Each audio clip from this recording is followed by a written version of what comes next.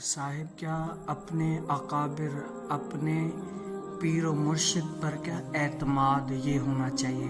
آج ہم جس کے ہاتھ میں ہم نے ہاتھ دیا ہے نا، اس پر جو کامل شریعت کا مکمل ہو، شریعت کا جو نا عامل ہو، اس پر عمل کرتا ہو، اس پر کیا اندھا دھن اعتبار، یہ شریعت کا پابند میں نے قید لگائی ہے کیا، وہ اس پر اعتبار کرنا چاہیے۔ اللہ تعالیٰ کے نیک ولی ہوتے ہیں، اور کہتے ہیں نا صوفیہ کہ جب اللہ والوں کی مجلس میں جاؤ نا، عالم کی مجلس میں اگر جاؤ تو اپنی زبان کو کنٹرول میں رکھو کہ وہ تمہاری ہر جملے پر گرفت کرے گا۔ اور دوسرا کیا، جب اللہ والوں کی مجلس میں جاؤ تو اپنے اس دل کو کنٹرول میں رکھو کہ یہ دلوں کے جاسوس ہوتے ہیں۔ کیا ہوتے ہیں؟ دلوں کے جاسوس ہوتے ہیں۔ حضرت سیدنا خواجہ بابا فرید رحمۃ اللہ تعالی علیہ جب مرید ہونے کے لیے سلطان الہند خواجہ معین الدین چشتی رحمۃ اللہ تعالی علیہ کے پاس گئے نا، کہ کہا کہ میں بھی کسی کا مرید ہو لوں، چھوٹی سی عمر تھی، دل میں یہ جاگا کہ کیا میں کسی کا مرید ہو لوں۔ جب وہ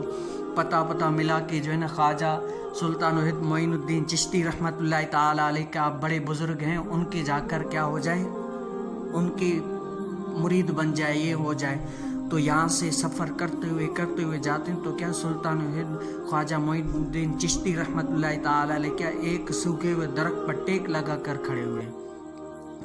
بیٹھے ہوئے کیا ٹیک لگا کر بیٹھے ہوئے۔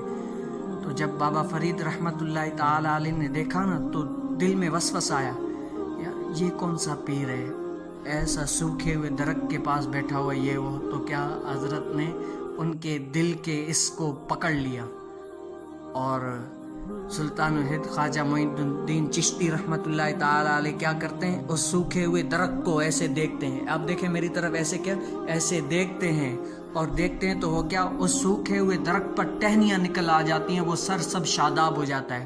پھر وہ دیکھتے ہیں تو پھر کیا وہی درخت ہرا ہو جاتا ہے، اور اس پہ کیا ٹہنیاں وہنیاں سب کچھ ختم ہو جاتی، خشک ہو جاتا ہے۔ اس طرح 3-4 مرتبہ کر لیا، اور بابا فرید رحمۃ اللہ تعالی علیہ کو مخاطب کر کے معین الدین چشتی رحمۃ اللہ تعالی علیہ کہتے ہیں کہ او فرید، تو مریدی کرنے آیا ہے یا رب کے ساتھ لڑائی کرنے آیا ہے؟ وہ ہاتھ باندھتے ہیں کہ یا حضور لڑائی کیسے؟ کہتے ہیں کہ وہ رب کی مرضی ہے، اس کو چاہے ہرا رہنے دے چاہے خشک رہنے دے، وہ تو اس کی مرضی ہے۔ تو دیکھیں کیسے اس نے دل کا جاسوس یہ پکڑ لیا۔